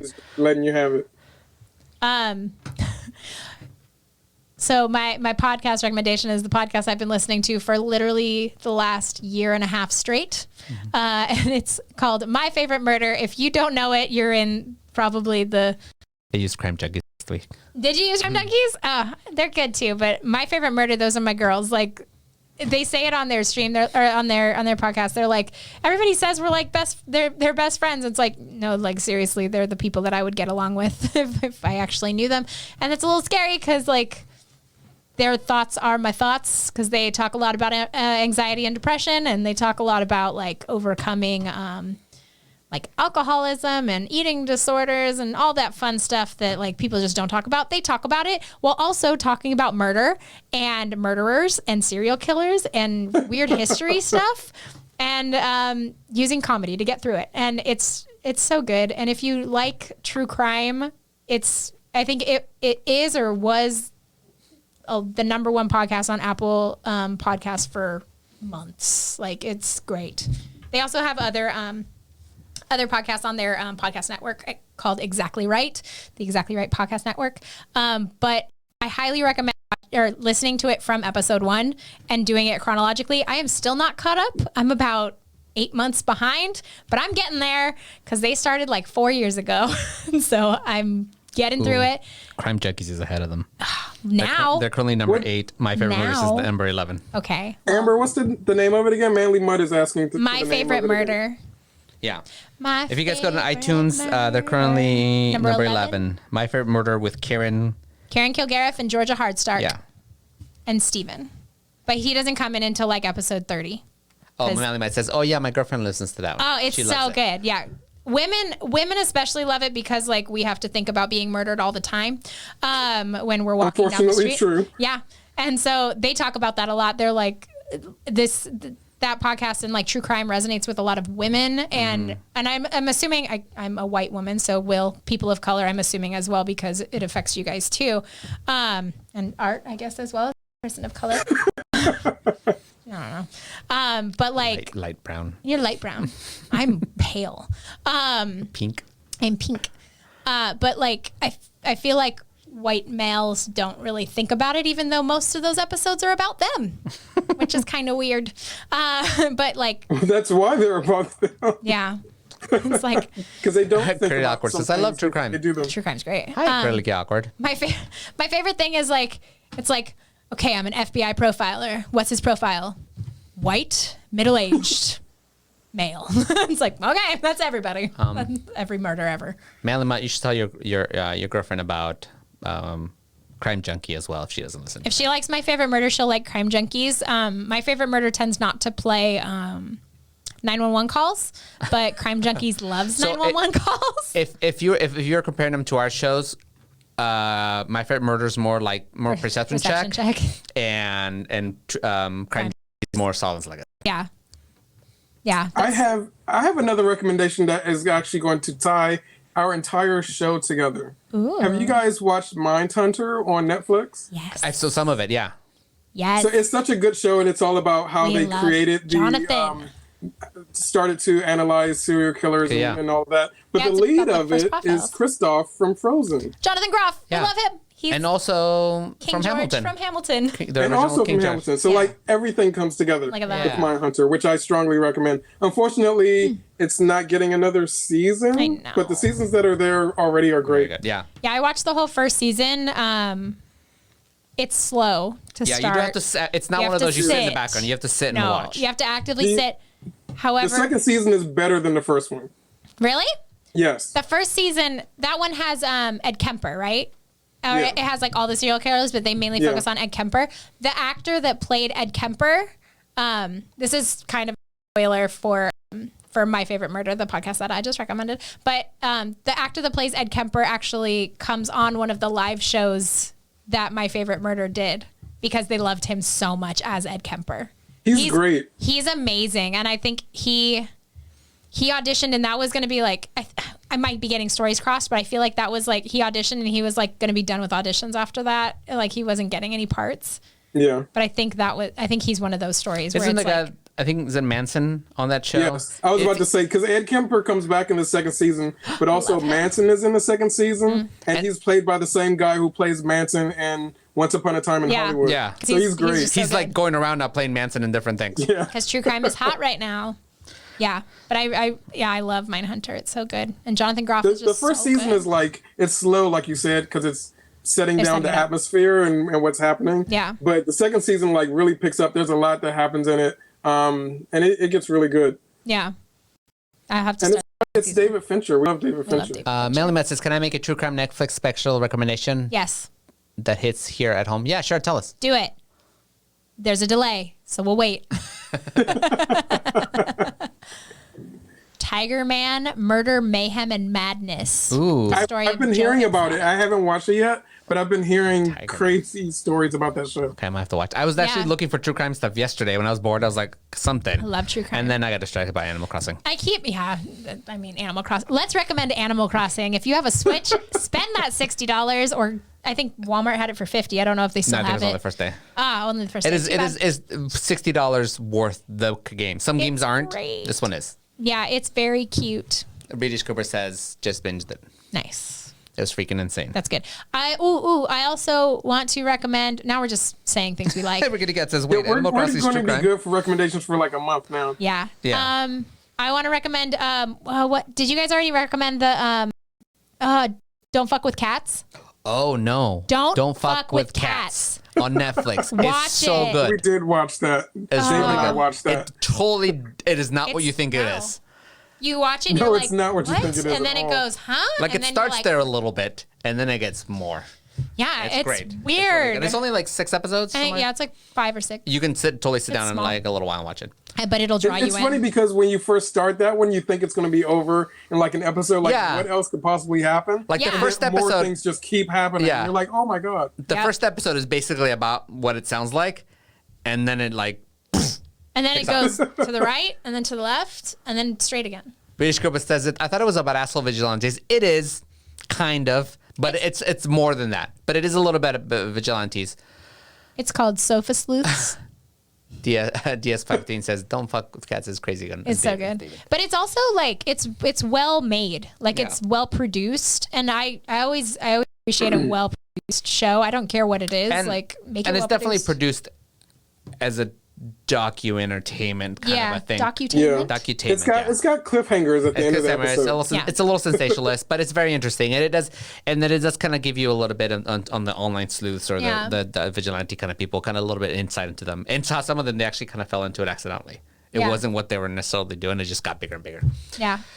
But yeah. Fun fact, on the Exactly Right podcast network that I am not paid by, I'm not. They have a podcast called Jensen and Holes, the Murder Squad, and it's two very prolific crime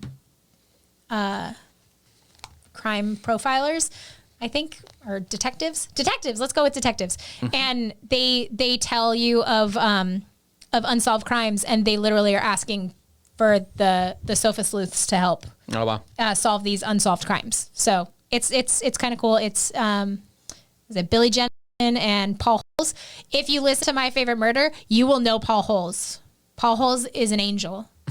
If you guys know who the Golden State Killer is, he's the one that that was his case. Golden State Killer.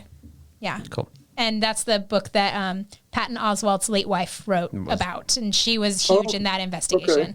So, yeah. Michelle McNamara. Yes. Yeah. Why do I remember these things? I have a terrible memory because I like it. I want to read her book. All right. We're going to wrap it up there. No. Because if I let Amber talk, she will talk for another hour and a half. Yeah. Only on things I like, though. So then I have to do this thing where I touch her and I go. No, it's always on the table. If we're ever sitting next to each other and you see Art go like this, it's just like a little arm movement. That's like, shut the fuck up. Or you're getting too passionate. Why are you so controlling? Let her be. Stop talking. Not controlling. I'm like pulling the reins, going, please. I'm a fucking shark, stop. And he's trying to reel me in. Yes. But I'm a shark.